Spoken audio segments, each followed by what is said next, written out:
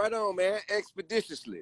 Expeditiously is my podcast. You dig what I'm saying? And basically what we do, we have the conversations that can help push the culture, the community, and the generation forward. Okay. We have difficult conversations with, the you people. had legends on there. Huh? I said you had legends on there. You got Cardi B, you got Mike Tyson. Who else? You got Absolutely. Chance the Rapper, Charlemagne, Absolutely. 2 Chainz, Young Thug. You got everybody on there. I mean, like, our whole model is we want to have discussions with people who are relevant to the discussion. We want to have the conversations and kind of give the jewels that would allow people who were in my position, your position, before you made it to a place of prosperity. Yeah. You dig what I'm saying? Yes, sir. How you can use these conversations, this information, to push yourself forward to avoid some missteps. You know, and what's so funny is they always tell players, listen, when you get to the league, everybody sitting courtside has made money. All the owners have made money. Those are the people that you need to listen to. Those are the people that you talk to. So for you to put on a podcast, people that have made it and kind of give those lessons, that's so important to the culture. That's important to everybody. Right on. Yeah. Absolutely. And I mean, it's a blessing. It's a blessing to be able to even be able to have these discussions, because I myself, I never thought about having a podcast or doing a podcast. Podcast One kind of, requested a meeting with me and my my management. We came and sat down, and once we did that, they kind of just, posed the question: have you ever thought about having a podcast? Yeah. I hadn't. But as the question was presented, I started to think about it. So, what would a podcast from me? What would it be like? Yeah. Who would I speak to? What would we speak about? And that's how expeditiously was born. Now, this is one thing. I started a podcast years ago. Your podcast has far better guests. I have no issue with that. But are you surprised that all of a sudden, like, you just sit down and then when you start getting that feedback, whether it's fans, family, that was a great conversation. Are you surprised at how popular they are, podcasts in general? I mean, no, because I'm not surprised by it. I'm surprised by it for me. But I'm not surprised by podcasting being a overall sensation. Okay. You know what I'm saying? Because people, generally rush hour traffic could kind of be linked to the success of podcasts. Yeah. You know what I'm saying? People leave work, sit in traffic for 2 hours, rather than listen to the radio where they hear commercial after commercial after commercial. I think people would rather hear conversation where they could kind of explore different perspectives aside from their own. So, I mean, it seems like a no-brainer. It is a no-brainer, and that's why you did it. So now I got a couple questions for you. Okay. Nothing too crazy. Every time we get on here to the Sports Center people, we ask them a couple of questions, and I just want to see. Okay. One, would you rather win a Grammy or an Oscar? Since I had 3 Grammys, I know you have Grammys, but I'm just saying, like, would you rather? Listen, I mean, to be honest with you, it really depends on the project. Yeah. You dig what I'm saying? I mean, I think that anytime I put all of my time, effort, attention, and energy into something, I just want to be celebrated. You know what I'm saying? I ain't gonna say celebrated. I want it to be received. I want to know that it was received the way that I intended for it to be received. And if that results in an Oscar, perfect. If that results in a Grammy, perfect. Emmy, perfect. Yeah. You know what I'm saying? Tony, perfect. Go be an EGOT. Figure it out. You dig what I'm saying? I mean, although I feel like the response I get from the culture, the response I get from the people, like, I give you an example. Family Hustle. Yeah. Never won an NAACP Image Award. Never.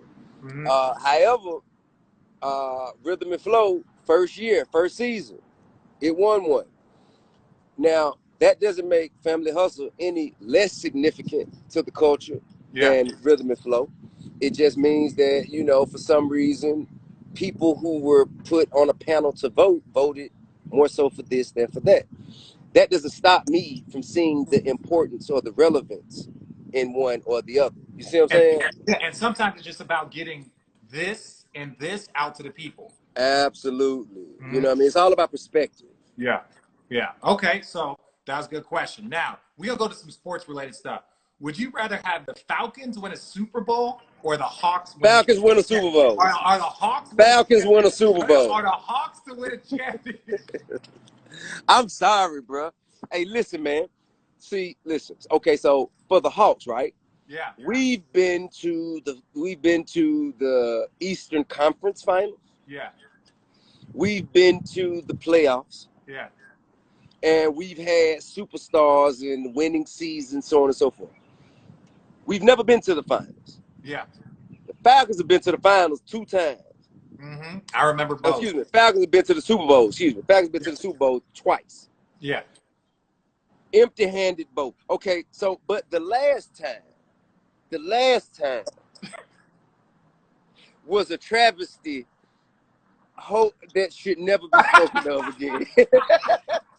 Listen, man. Hey, bro. Okay, everybody lose Super Bowl every year. You dig what I'm saying? Everybody lose Super Bowl. Yeah. The manner in which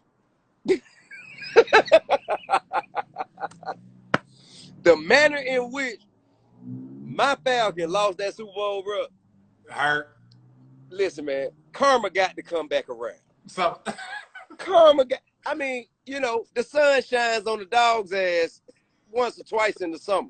Yeah. You dig what I'm saying? Yeah. Even a broken clock is right 2 times a day. Yeah. So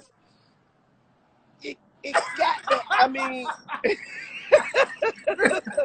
You know what it is? It's funny because I can feel your pain. The things that you want to say are just, I get it. So I appreciate you. You must have felt that way in Cleveland. But this, no. So I've been to the finals 4 times and I lost 3 of them, right? I lost my first 2, was fortunate to by the. Now, mind you, I forget the first 2 times you went. I was with the Nets. Okay. Back in the early. So Jason Kidd. Yeah, Kenyon You were Martin. Jason Kidd. Got you. Yeah, we the same age. We both, you 39, right? Yep. Yeah, so we 39. So I was 21 when all that was going on. You was okay. You was doing some other things. You was still coming up in the rap game. Man, kicking doors down, paving the way. We was both trying to figure it out at that point. Creating paths in the forest, man. It was, so there is no Hawks win a championship. That won't make you feel better for the city. You need the Falcons to win. Wait a minute. All championships make us feel better, but you asked me which I feel the best about. Okay, that's See what I'm saying? That's all championships make me feel better. Would make a city feel better. Even when the Atlanta United won. Okay, so that is the championship right now. Aside from the Braves that we had, we got the Braves. The Braves won a World Series. Yeah, shout out Chipper Jones, my all-time favorite. Chipper Jones, my all-time. So yeah.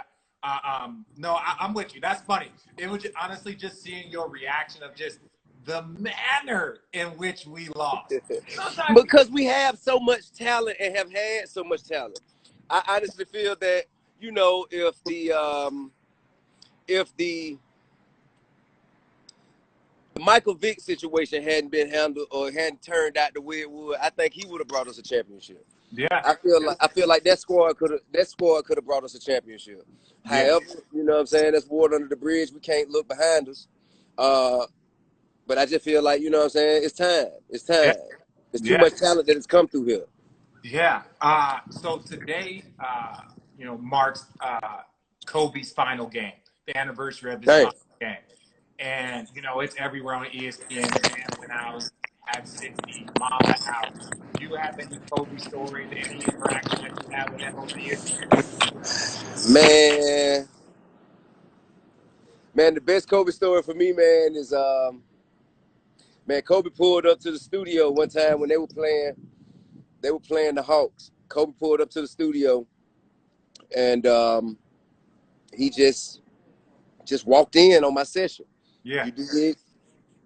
And just kind of, we chopped it up a couple hours, had a conversation about, the culture and technology of all things. And I remember saying to him, I said, listen, I don't want you to take this personally, this ad whipping, because this ain't about me and you. This ain't for you. Yeah. It's just you gonna have on the different color jersey, and y'all the ones who gonna have to walk on with the air tomorrow. Yeah. And he laughed and he say, "You need tickets." Did that make you take a second and be like, hey, listen, I'm gonna tell you this. I never ever thought that the Hawks were supposed to beat the Lakers. Yeah. That year. You know what I'm saying? I never thought. Yeah. Oddly enough, we beat them. Hey, look, broken clock is right twice a day. You dig what I'm saying? Well, listen, man. Yeah, I don't want to take up too much more of your time. Ladies and gentlemen, go follow his podcast. Go check out the Family Show on VH1. Anything else you want to shout out to the people here at Sports Center? Man, I just want to thank you all, man, because I think all of us, everybody who's producing content, everybody who's taking time out of their day, time away from their family, and producing content that can occupy the mind, time, and attention of the public. Like, you know what I'm saying? Salute to you, salute to Sports Center, salute to everybody out there, man, whether it's Boosie, whether it's Boosie, his lives, or Tory Lanez with his lives, whether it's Where's the DJ rap battles? Lights, Okay, so wait a second. We've seen the verses between the DJs, Premier and producers. RZA, so on and so forth. Yeah. Man, like all of this shit is leading to us occupying ourselves and getting through the pandemic without killing each other, basically. I mean, yeah, keeping everybody happy, taking their mind off things. So absolutely. Are you know gonna about the hype mind? Are you gonna get into any of these battles? Man, I ain't really tripping, bro. I battled with the crack era and won, so I'm not really. I'm a refugee from the war on drugs. I'm a veteran of the war on drugs, and you know what I'm saying. I'm still here. Yeah. So I mean, but as far as catalogs go, I don't see them as battles. I see them as celebrations. Yeah, it's a celebration. You know what I'm the one that really got me though was T-Pain. T-Pain was really T-Pain and Lil Jon. Yeah, they was enjoying the work of the others. It was a little bit of a throwback back and forth to each other. Like T-Pain was like, "Oh yeah, that was a good one. That was a good one." So that's what it is, man. It's all love. Now listen, the Neo and Jonte Austin. Yeah. That was the most eloquent. Yeah. That was a duel. That was a duel. That wasn't a battle. You dig what I'm saying? Yeah. That was a duel. Yeah, you could do it respectfully. Somebody got slapped with a glove at the beginning of that. Well, man, thank you so much, man. I'm gonna let you get back to your family. Thank you so much. Thank you. If this thing goes on for a couple more weeks and months, you come join us again? Absolutely, I can't wait. For sure. I need to get you on expediTIously. I'm in. I'll be in Atlanta. Just let me know. All right, man. Love and respect. God bless, man. In a minute.